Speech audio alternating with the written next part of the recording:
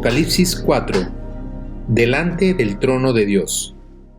A. La transición hacia Apocalipsis capítulo 4. 1.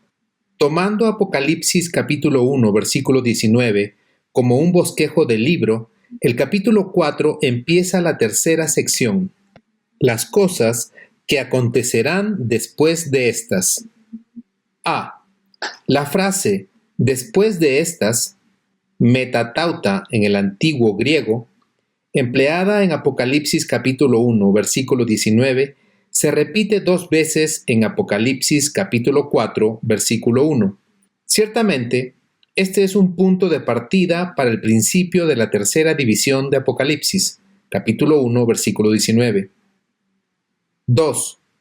El capítulo 4 comienza con una perspectiva celestial, mirando hacia la tierra. A. La Biblia tiene otras importantes referencias al cielo. En pasajes tales como Isaías capítulo 6, versículos del 1 al 8, Ezequiel capítulo 1, y en pasajes que describen el tabernáculo, el cual simbólicamente representa al cielo, Éxodo capítulo 25 al 32 y capítulos 35 al 40. B. En la descripción de las cosas celestiales, Juan utilizará símbolos. Sin embargo, no todo es simbólico. Como en las parábolas de Jesús, muchos de los detalles son simplemente descriptivos y no se tiene la intención de que lleven un significado especial en sí mismo. Morris. 1. También debemos de tener en cuenta la naturaleza de los símbolos. El símbolo siempre es inferior a la realidad. La realidad del cielo es aún más grande que la descripción que tenemos de ella. 2. Es muy poco lo que podemos saber del estado futuro, pero podemos estar bien seguros de que sabemos tanto como lo que es bueno para nosotros. Debiéramos de estar contentos con aquello que no nos es revelado y con aquello que lo es. Si Dios desea que nosotros no sepamos, debiéramos de estar satisfechos con no saber. Dependiendo de ello, Él nos ha dicho todo sobre el cielo, todo lo que es necesario para saber llevarnos allí.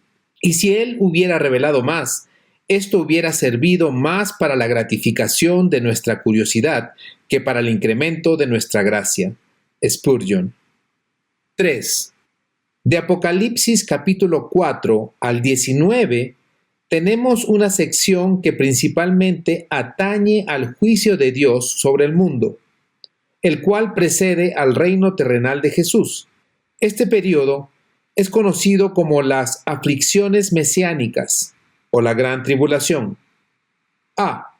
Los juicios de Dios son anunciados por un libro de 7 sellos, 7 trompetas, 7 señales y 7 copas que derraman la ira de Dios. B. Apocalipsis 4 nos introduce al lugar de donde sale el juicio, el trono de Dios en el cielo. B. Juan entra al cielo. 1. Versículo 1. Juan es llamado al cielo. Después de esto, miré, y he aquí una puerta abierta en el cielo, y la primera voz que oí, como de trompeta, hablando conmigo, dijo: Sube acá, y yo te mostraré las cosas que sucederán después de estas. A. Después de esto. En Apocalipsis capítulo 2 y 3 se habló a las iglesias y las 7 iglesias comprendían a todas las iglesias. Después de que Jesús terminó de hablar a las iglesias, después de esto, Juan experimentó la visión de Apocalipsis 4. B. Y la primera voz que oí, la primera voz que le habló a Juan en Apocalipsis capítulo 1, versículo 10, le habla de nuevo aquí, la voz de Jesús. Jesús llama a Juan al cielo, por una puerta abierta al cielo. 1. Como de trompeta. La voz le habló fuerte y claro a Juan.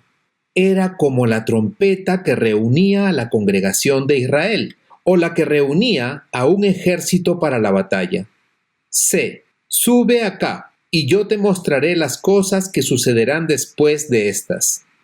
Se le mostrarán cosas a Juan concernientes al futuro, que sucederán después de estas, no a los días de Juan. 1.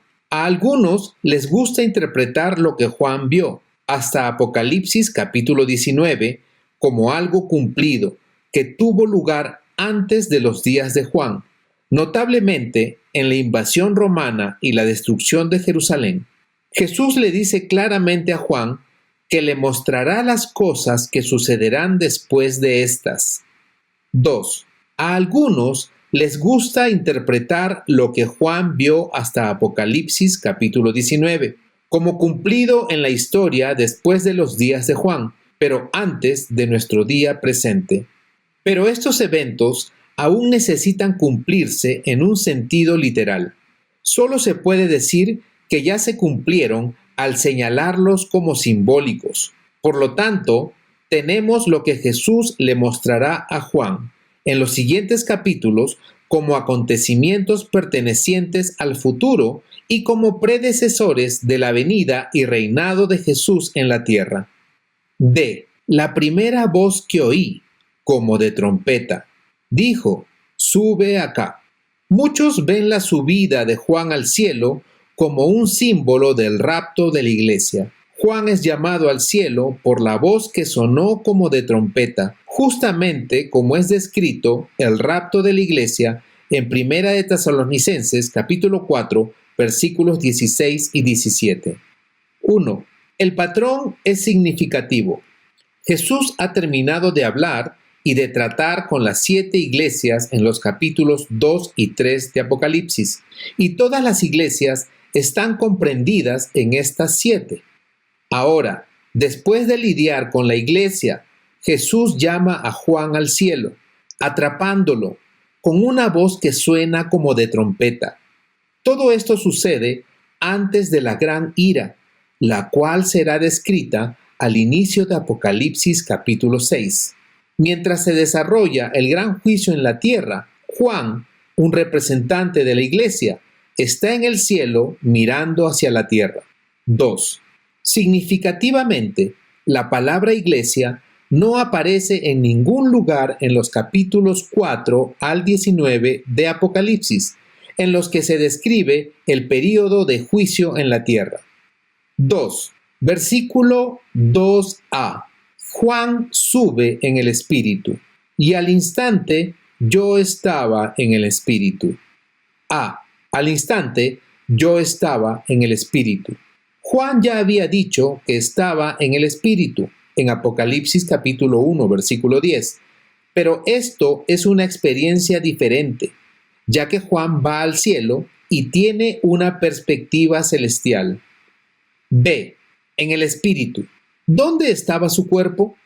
¿Estaba también el cuerpo de Juan en el cielo o solamente era su espíritu? Esto es imposible de saber. Pablo, cuando tuvo su experiencia celestial, no sabía si estaba o no en el cuerpo. Segunda de Corintios capítulo 12, versículos 1 al 4. C. La descripción del cielo por parte de Juan. 1. Versículo 2b. El punto de enfoque. Un trono establecido en el cielo. Y he aquí un trono establecido en el cielo, y en el trono uno sentado. Y he aquí un trono. Este trono es lo que deja paralizado a Juan, y es el centro de esta visión. Juan fija su atención en el trono ocupado, y todo lo demás está descrito en relación a este trono. 1. La base del ateísmo o materialismo es que no hay ningún trono.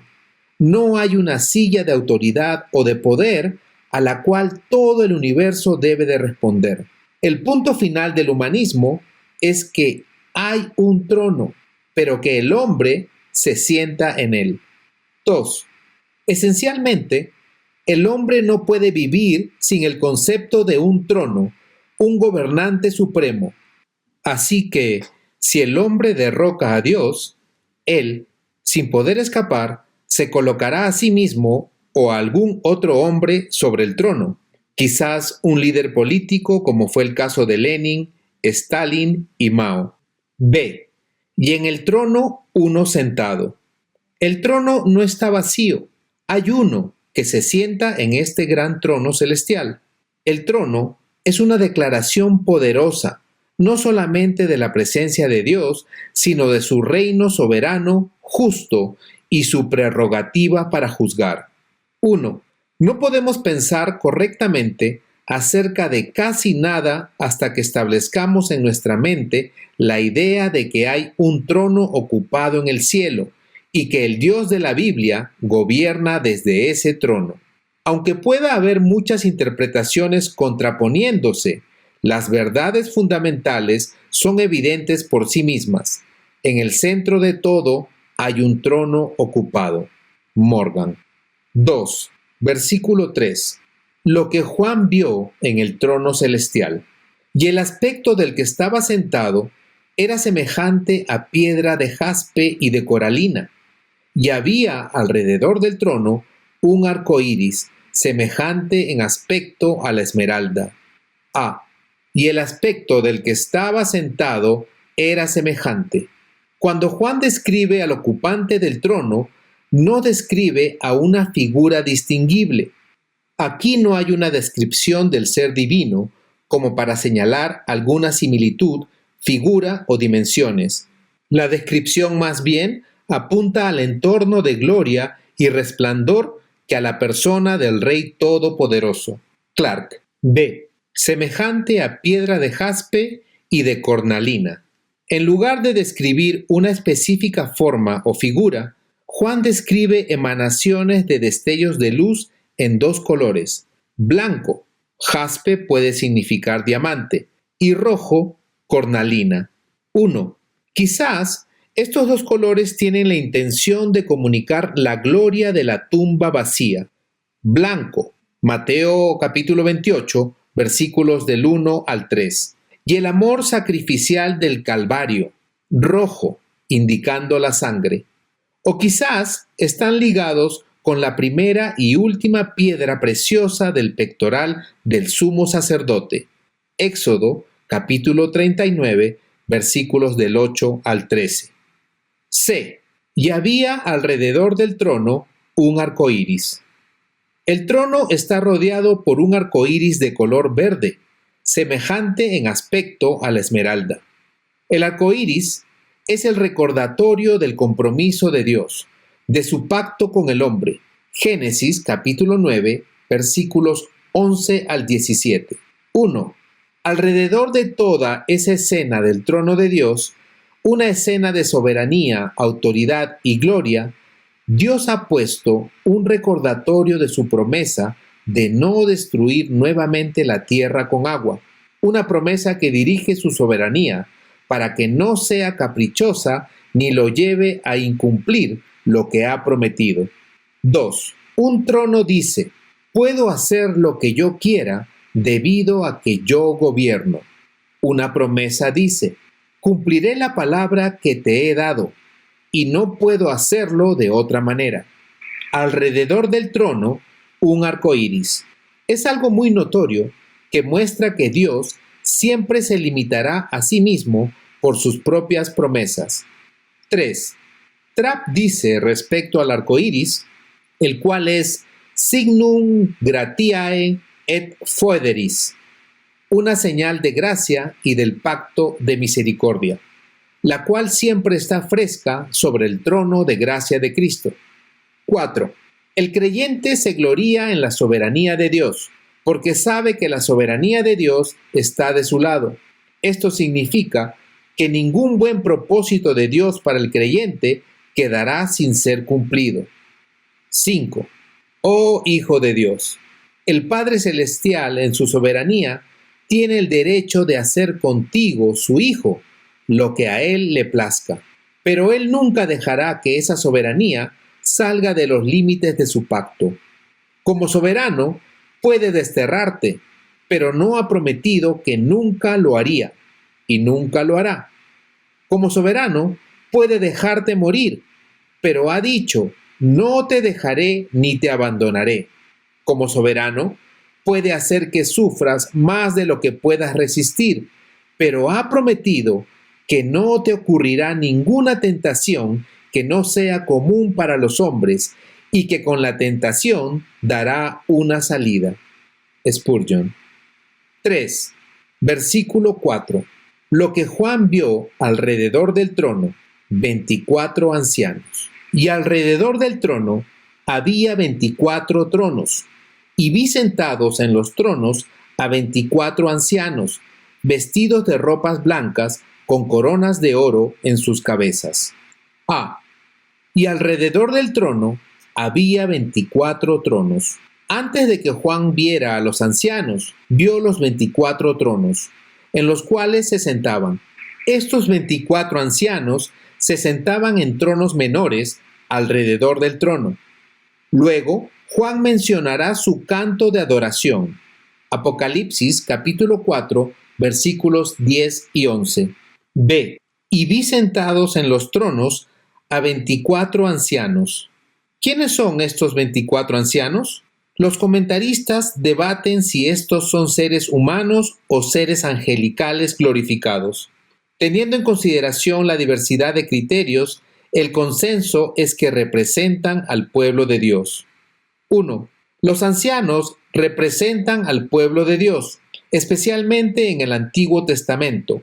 Las 24 divisiones del sacerdocio representaban a todos los sacerdotes. Primera de Crónicas, capítulo 24. Y las 12 tribus y los 12 apóstoles representan a todos los fieles. 2. En Apocalipsis capítulo 5, versículos 9 al 10, los 24 ancianos cantan un cántico de alabanza a Jesús y claman: porque tú fuiste inmolado y con tu sangre nos has redimido para Dios, de todo linaje y lengua y pueblo y nación. En ese pasaje, los 24 ancianos están hablando claramente como representantes de todo el pueblo de Dios, de la gran compañía de los redimidos. C. Vestidos de ropas blancas, con coronas de oro en sus cabezas. Las ropas blancas y las coronas de los ancianos parecen indicar que en realidad ellos eran seres humanos en gloria, por supuesto. 1. Los ángeles a veces son presentados en ropas blancas o vestiduras. Marcos capítulo 16, versículo 5. Juan capítulo 20, versículo 12. Hechos capítulo 1, versículo 10. Pero los santos también tienen ropas blancas. Apocalipsis capítulo 6, versículo 11. Apocalipsis capítulo 7, versículo 9. Apocalipsis capítulos 13 y 14. Como una ilustración de su justicia imputada. Isaías capítulo 61, versículo 10. Apocalipsis capítulo 3, versículos 5 al 18. Sin embargo, nunca vemos a los ángeles coronados, pero a los creyentes sí, y lo estarán. Primera de Corintios, capítulo 9, versículo 25. Segunda de Timoteo, capítulo 4, versículo 8. Primera de Pedro, capítulo 5, versículo 4. 2. Por lo tanto, hombres redimidos y glorificados se sientan con Jesús en el trono. En tronos menores, sin duda, pero tronos no obstante. Somos coherederos con Cristo. Romanos capítulo 8, versículo 17, y reinaremos con Él. Segunda de Timoteo, capítulo 2, versículo 12. 4. Versículo 5. Señales impresionantes y atemorizantes en el trono de Dios. Y del trono salían relámpagos y truenos, y voces, y delante del trono ardían 7 lámparas de fuego, las cuales son los 7 espíritus de Dios. A. Y del trono salían relámpagos y truenos y voces. Los relámpagos, truenos y voces y fuego son recordatorios de la temible presencia de Dios en el monte Sinaí. Éxodo capítulo 19, versículos del 16 al 19. Éxodo capítulo 20, versículos 18 y 19. Ellos comunican el asombro asociado con el trono de Dios. B. Delante del trono de Dios ardían 7 lámparas de fuego. El Espíritu Santo, los 7 Espíritus de Dios, como es expresado en Apocalipsis capítulo 1, versículo 4, e Isaías capítulo 11, versículo 2, está representado por 7 lámparas de fuego. En otros pasajes es representado por una paloma, Mateo capítulo 3, versículo 16, o una llama de fuego, Hechos capítulo 2, versículo 3. 1. Las lámparas de fuego son importantes porque el Espíritu Santo no es ordinariamente visible. Él se representa a sí mismo en una forma visible como una paloma o lengua de fuego. 5. Versículo 6a. El mar de cristal delante del trono. Y delante del trono había como un mar de vidrio semejante al cristal. A. Un mar de vidrio. ¿Es este mar realmente de vidrio o solamente lo aparenta? Los comentaristas están divididos en este punto. Por ejemplo, Robertson dice apariencia, no existencia material, y Alford dice existencia material, no apariencia. Ya sea que se vea como vidrio o que en realidad esté hecho de vidrio, es el vidrio más fino, semejante al cristal. B. Un mar.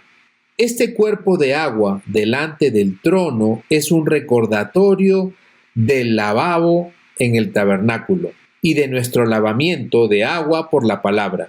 Efesios capítulo 5, versículo 26. 1. La palabra es para nosotros un cristal que nos da una visión clara de Dios y de nosotros mismos. Segunda de Corintios capítulo 3, versículo 18. Santiago, capítulo 1, versículo 23. Trapp. 6. Versículos 6b al 8a. Las 4 criaturas vivientes, todas alrededor del trono. Y junto al trono y alrededor del trono, 4 seres vivientes, llenos de ojos delante y detrás. El primer ser viviente era semejante a un león. El segundo era semejante a un becerro. El tercero tenía rostro como de hombre, y el cuarto era semejante a un águila volando. Y los 4 seres vivientes tenían cada uno 6 alas, y alrededor y por dentro estaban llenos de ojos. A. 4 seres llenos de ojos. De la comparación con Ezequiel, capítulo 1, versículos 4 al 14, y Ezequiel, capítulo 10, versículos 20 al 22, entendemos que estas criaturas son querubines, los espectaculares seres angelicales que rodean el trono de Dios. Satanás fue una vez uno de estos sublimes seres angelicales, de acuerdo con Ezequiel, capítulo 28, versículo 14. 1. Los querubines también eran prominentes en el diseño del tabernáculo, particularmente en el lugar santísimo. Éxodo capítulo 25, versículos 17 al 22 y capítulo 26, versículos 1 y 31. Las escrituras muestran que el tabernáculo es un modelo del trono de Dios, en alguna manera. Éxodo capítulo 25, versículos 8 y 9. B. Llenos de ojos delante y detrás. Alrededor y por dentro estaban llenos de ojos. Su multitud de ojos indica que estos seres vivientes, no bestias, como en la versión King James, no son instrumentos ciegos o robots. Ellos saben y entienden y tienen una visión y percepción mayor que la de cualquier hombre. 1. Estos seres de una inteligencia y entendimiento increíbles viven para adorar a Dios. Toda falla de una verdadera adoración está en la falta de visión y entendimiento. 2. La manera en la que estos seres superinteligentes adoran a Dios nos recuerda que nuestra adoración debe ser inteligente. Nuestro culto no debe ser aprisa, sino racional. Romanos capítulo 12, versículo 1. Dios odia el sacrificio ciego, es decir, cuando los hombres adoran sin saber qué adoran ni por qué lo adoran. Juan capítulo 4, versículo 22. Trap. 3. La palabra bestia es utilizada de una manera muy inapropiada aquí y en cualquier otro lugar en esta descripción. Wycliffe la utilizó primero y los traductores en general lo han seguido en esta tosca traducción. Clark. C. Semejante a un león, semejante a un becerro, rostro como de hombre, semejante a un águila volando. Juan describe a 4 querubines, cada uno con un rostro diferente. De la comparación con Ezequiel, capítulo 1, versículos 6 al 10, podemos ver que cada uno de los querubines tiene 4 rostros. Y en ese momento, Juan ve cada uno de los 4 rostros diferentes que apuntan a su dirección. El significado de estos 4 rostros ha sido interpretado de muchas maneras. 1. Se ha dicho que los 4 rostros representan los elementos, las virtudes cardinales, las facultades y poderes del alma, las iglesias patriarcales, los grandes apóstoles, la ordenación del clérigo, el principado de los ángeles y mucho más. 2. Algunos comentaristas dicen que estas 4 criaturas hablan de los estandartes de las tribus guía, mientras Israel acampaba en 4 grupos alrededor del tabernáculo en el desierto. Números capítulo 2, versículo 3, capítulo 2, versículo 10, capítulo 2, versículo 18 y capítulo 2, versículo 25. Menciona esta organización de las tribus bajo estas 4 cabezas, pero no le asigna mascotas a los estandartes tribales. Saiz, Clark y Poole. Cada uno menciona esta aproximación y citan a escritores judíos, a los talmudistas y a los doctos medos de los rabinos, respectivamente. Poole explica que estas eran las 4 criaturas cuyos retratos estaban en los 4 estandartes de los israelitas cuando fueron divididos en 4 compañías, a cada una de las cuales se le asignaron los hombres de 3 tribus. El estandarte de Judá tenía un león en sus colores, de acuerdo con la profecía de Jacob de esa tribu. Génesis capítulo 49, versículo 9. Efraín tenía un becerro, Rubén a un hombre y Dan a un águila. Esto lo demuestran los eruditos rabinos, quienes, aunque bastante fabulosos, en tal cosa pueden ser acreditados. 3. Los 4 rostros diferentes de los querubines son a menudo tomados como los símbolos de Jesús representados en cada evangelio. En la arquitectura clásica de la Iglesia, estos 4 personajes son repetidos a menudo como un motivo que significa tanto el cielo como los 4 evangelios. 4. La mayoría ha visto a Mateo como el evangelio del león, ya que muestra a Jesús como el león de la tribu de Judá. Marcos es visto como el evangelio del becerro, porque muestra a Jesús como un siervo humilde, un obrero. Lucas es visto como el evangelio del hombre, pues muestra a Jesús como el hombre perfecto, el segundo Adán. Juan es visto como el evangelio del águila, porque muestra a Jesús como el hombre del cielo. Pero este enfoque también tiene otras interpretaciones. Por ejemplo, para Victorino, Mateo ve a Jesús como hombre, Marcos ve a Jesús como león, Lucas ve a Jesús como becerro y Juan ve a Jesús como águila. Para Ireneo, Mateo ve a Jesús como hombre, Marcos ve a Jesús como águila, Lucas ve a Jesús como becerro, Juan ve a Jesús como león. Para Agustín, Mateo ve a Jesús como león, Marcos ve a Jesús como hombre, Lucas ve a Jesús como becerro y Juan ve a Jesús como águila. Para Clark, Mateo ve a Jesús como hombre, Marcos ve a Jesús como león, Lucas ve a Jesús como becerro y Juan ve a Jesús como águila. En lo tradicional se dice que Mateo ve a Jesús como león, Marcos ve a Jesús como becerro, Lucas ve a Jesús como hombre y Juan ve a Jesús como águila. 5. Quizás es más seguro decir que los 4 rostros son importantes porque representan a toda la creación animada en su suma excelencia. El león es el más poderoso de todos los animales salvajes. El becerro es el más fuerte de los animales domesticados. El águila es el rey de todas las aves y el hombre es la creación máxima. En el Shemut Rabbah, sección 23, folio 122, 4, Rabí Abin dice: hay 4, los cuales tienen principado en este mundo. Entre las criaturas intelectuales, el hombre; entre las aves, el águila; entre el ganado, el becerro; y entre las bestias salvajes, el león.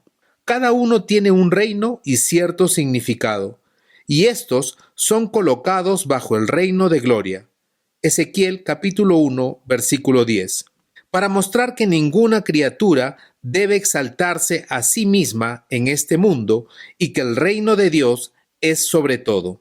Estas criaturas pueden ser consideradas como representantes de toda la creación.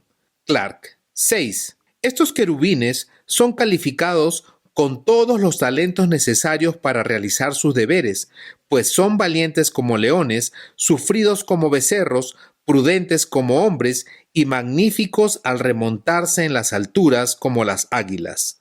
Trapp. 7. También es significativo ver que la Biblia asocia los rostros con la idea de una persona. Primera de Crónicas, capítulo 12, versículo 8. Segunda de Crónicas, capítulo 29, versículo 6. Isaías, capítulo 3, versículo 15 y capítulo 13, versículo 8. Aquí tenemos a seres individuales con 4 rostros. Aparentemente, estos pueden ser seres que son más que una persona, como nuestro Dios, que es un Dios en 3 personas. 8. Paul dice que estos 4 rostros ilustran las diferentes personalidades que tienen los ministros de Dios. Por ellos se dan a conocer los varios dones con los cuales Dios bendijo a sus ministros, dando a algunos mayor coraje y fortaleza. Estos son como leones; a otros dio más apacibilidad y mansedumbre. Ellos son como becerros o corderos. Otros tienen más sabiduría y prudencia, como el hombre; otros una vista más aguda hacia los misterios del reino de Dios, como águilas. D. Juan describe lo que sucede en el trono de Dios. 1. Versículo 8b. Las criaturas vivientes constantemente adoran a Dios, y no cesaban día y noche de decir: Santo, Santo, Santo es el Señor Dios Todopoderoso, el que era, el que es y el que ha de venir. A. Y no cesaban día y noche de decir: Santo, Santo, Santo. Los querubines constantemente repetían la frase: Santo, Santo, Santo. La naturaleza y el carácter santo de Dios es declarado y se enfatiza al expresarse 3 veces. 1. En la cultura hebrea, la doble repetición de una palabra le añade énfasis, mientras que la repetición triple, no muy común, señala algo superlativo y llama la atención a la infinita santidad de Dios. Johnson. 2. No cesaban. Ellos no cesan y sin embargo tampoco se cansan. El dulce contenido que adquiere su empleo continuo es más apropiado para ser creído que para ser discutido. Trapp. B. Señor Dios Todopoderoso. El querubín declara que el Señor Dios es todopoderoso. Como en Apocalipsis capítulo 1, versículo 8, la antigua palabra griega es pantocrátor, con la idea de aquel que tiene en su mano todo. C. El que era, el que es y el que ha de venir. Esto repite otra idea de Apocalipsis capítulo 1, versículo 8, y se refiere al ser eterno de Dios. Traduce el pensamiento detrás del significado del nombre Yahvé. 2. Versículos 9 al 11. Los 24 ancianos adoran a Dios que está en el trono. Y siempre que aquellos seres vivientes dan gloria y honra y acción de gracias al que está sentado en el trono, al que vive por los siglos de los siglos, los 24 ancianos se postran delante del que está sentado en el trono y adoran al que vive por los siglos de los siglos, y echan sus coronas delante del trono, diciendo: Señor, digno eres de recibir la gloria y la honra y el poder, porque tú creaste todas las cosas y por tu voluntad existen y fueron creadas. A. Y siempre que aquellos seres vivientes dan gloria, los 24 ancianos se postran delante del que está sentado en el trono.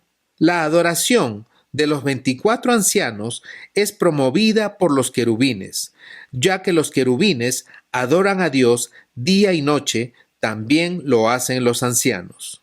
1. Saber que los ángeles deben de adorar a Dios debiera de promover nuestra adoración también. ¿Tenemos menores motivos para alabarle o para darle gracias? ¿Cantamos tanto como lo hacen las aves? ¿Qué cantarán las aves comparadas con nosotros? ¿Cantamos tanto como lo hacen los ángeles? Sin embargo, ellos nunca fueron redimidos por la sangre de Cristo. ¿Las aves del cielo me aventajarán? ¿Los ángeles me excederán? Así lo han hecho, pero intento copiarlos día a día, noche a noche, derramando mi alma en un cántico sagrado. Spurgeon, Santo Cántico de los Santos Gozosos. 2. Si tendremos nuestras almas puestas como una perla en el hermoso anillo de cortesanos celestiales que rodean el trono del Cordero, entonces alabemos a Dios de la manera que ellos lo hacen. Trapp. B. Los 24 ancianos se postran delante del que está sentado en el trono y adoran al que vive. Los 24 ancianos adoran, lo cual significa dar honor a Dios. Los ancianos dan crédito a Dios por su trabajo y recompensa, y hacen esto mientras echan sus coronas delante del trono. Ellos reconocen que la dignidad le pertenece a Dios, no a ellos. 1. Echar sus coronas muestra su declaración. Señor, digno eres de recibir la gloria y la honra y el poder. Si Dios es digno de la gloria y la honra y el poder, entonces Él debiera de recibir la corona. 2. También hay una alusión a una práctica conocida en el Imperio Romano. El emperador de Roma gobernaba sobre muchos reyes menores y a estos reyes se les ordenaba venir en un tiempo determinado delante del emperador para echar sus coronas ante él como homenaje. Luego, él se las devolvía como una demostración de que sus coronas, su derecho de gobernar y su victoria provenían de él.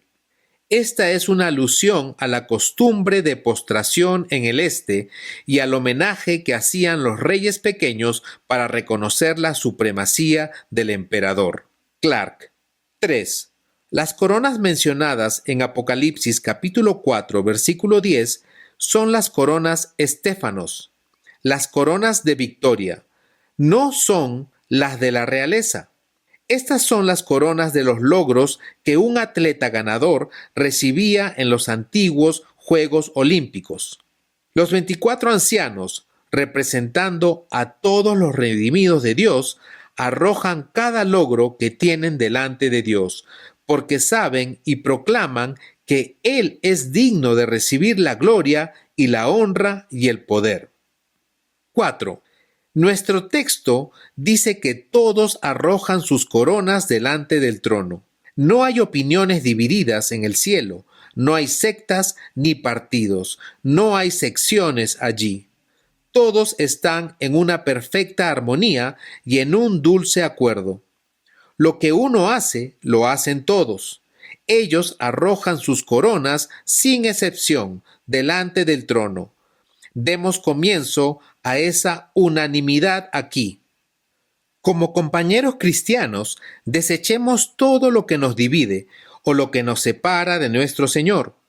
No he leído que hubo un solo anciano que envidiara la corona de su hermano y dijera: desearía ser alguien como él y tener su corona. No he leído que uno de ellos empezara a encontrar faltas en la corona de su hermano y dijera: sus joyas pueden brillar, pero las mías tienen un tinte peculiar y son de una excelencia mayor. No he leído de alguna disensión. Todos estaban unánimes al echar sus coronas a los pies de Jesús. Todos estaban unánimes al glorificar a Dios. Spurgeon. C. Porque tú creaste todas las cosas y por tu voluntad existen y fueron creadas. Los 24 ancianos adoran a Dios debido a su poder creativo y a su gloria. El hecho de que Dios es creador le da todo el derecho sobre todo, de la manera que un alfarero tiene todos los derechos sobre su barro. Romanos capítulo 9, versículo 21. 1.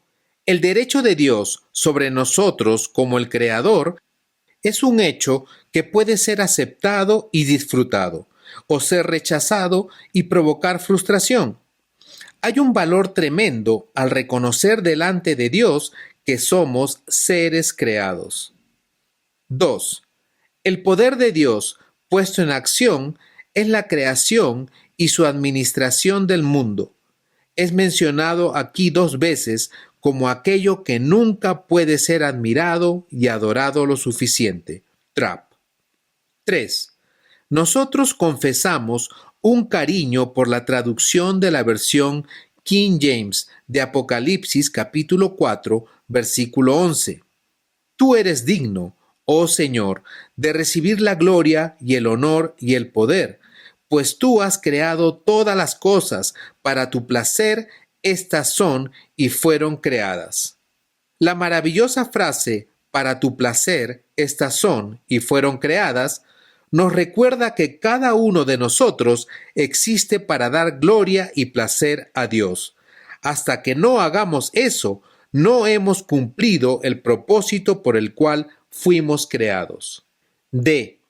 Debido a que ellos representan a todo el pueblo de Dios, la adoración, la corona, los vestidos y el corazón de estos 24 ancianos también nos pertenecen a nosotros.